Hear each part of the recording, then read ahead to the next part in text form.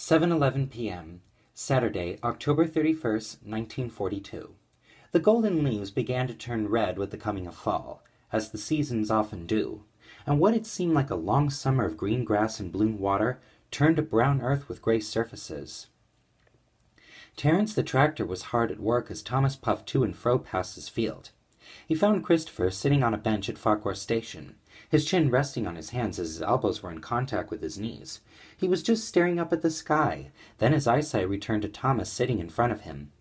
"I wish I was heading home now. Mum must be so worried about me." "If she was," Thomas answered, "she would have a broken heart by now." "Please don't say that," Christopher whispered, curling his legs up to his chest. "I did not mean to," apologized Thomas. "I was being hypothetical. In other words, imagining what I can know about how your mother feels." "What would you know about my mother? You never even met her."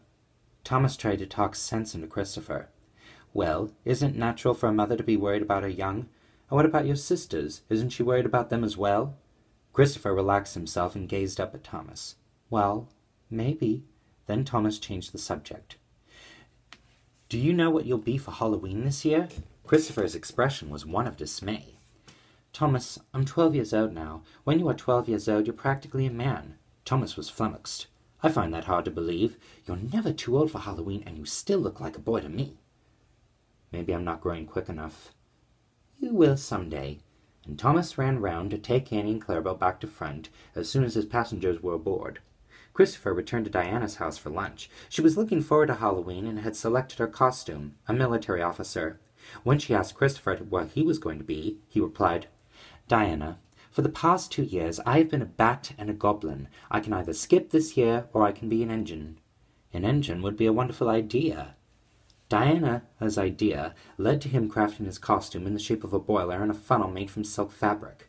He also added 6 wheels, straight piston rods, and a flat square cab, almost resembling Thomas. For color, Christopher added red and yellow stripes around the boiler section, and Mrs. Driver helped to stitch it together. But later that day, his worries were coming back to him when a news report of Canterbury being bombed by the Luftwaffe came on the radio. Even though he had no relatives living in Canterbury, it was a very nice holiday spot. Known for its history and the setting of Geoffrey Chaucer's The Canterbury Tales, a well-known audio book containing stories written in the 15th century. Reports said it was the biggest act of bombing since the Blitz, with over 30 planes participating.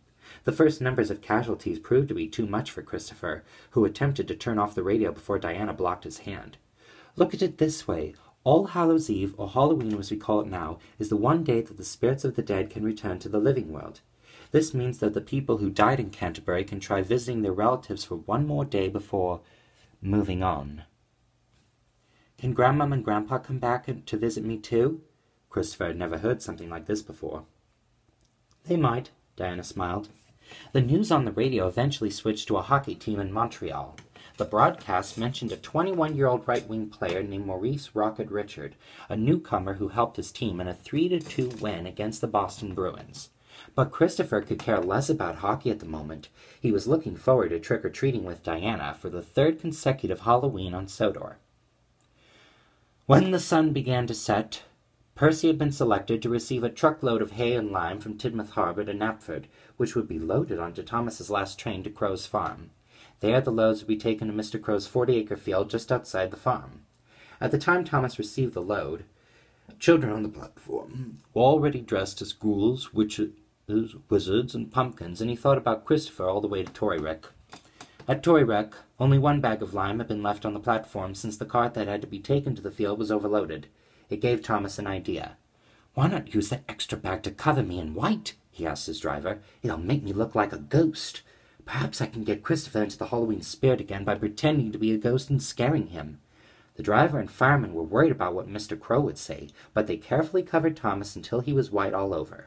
Then they drove silently into the night. Christopher and Diana were getting their candy from the last house in Farquhar until the boy turned his gaze to the shed. Annie and Clarabelle, having already retired for the day, were fast asleep. Leaving Diana, he walked over to the shed, hoping to share the news of his night out. But he could not see anyone until he felt the hiss of steam gliding through the doors. Thomas approached the shed quietly. "Christopher," said a spooky voice. Christopher, his back turned on Thomas, turned round, trying to recognize the figure through the steam. "Who are you?" he asked, trying to sound brave. "It is I, the ghost of Thomas." Then the boy plucked up courage. "Yeah, well, I'm the monster engine," he cried in a growly voice, "and this is my shed." Thomas kept in tune with his charade. "No, this was mine." "Mine." "Mine. You cannot be dead." Instead of a disappointing reaction as one might expect, Thomas and Christopher stared at each other for a few moments, then laughed together as a barrage of fireworks all the way from Ireland filled the sky in multiple colors. The other engines watching from Tinmouth Shed saw this as well. James was certain that they could have been bombers, but the others thought it looked too colorful in a way that the sparks produced green, blue, and purple, among others, filling the clouds like food dye. Thomas was soon cleaned and went to sleep in the shed as Christopher removed his costume. "I only thought I could get you back into the Halloween spirit," he admitted after he was free from the lime. "Well, Diana might have coaxed me to go trick-or-treating with her, but you gave me a big surprise that one would less expect, even on this holiday." "Everyone gets scared by spooks on Halloween, Christopher, but you proved your courage. I only hope I can find the courage in me when I go home, but at any rate, I'll be looking forward to next Halloween. Maybe I'll be the one to scare you."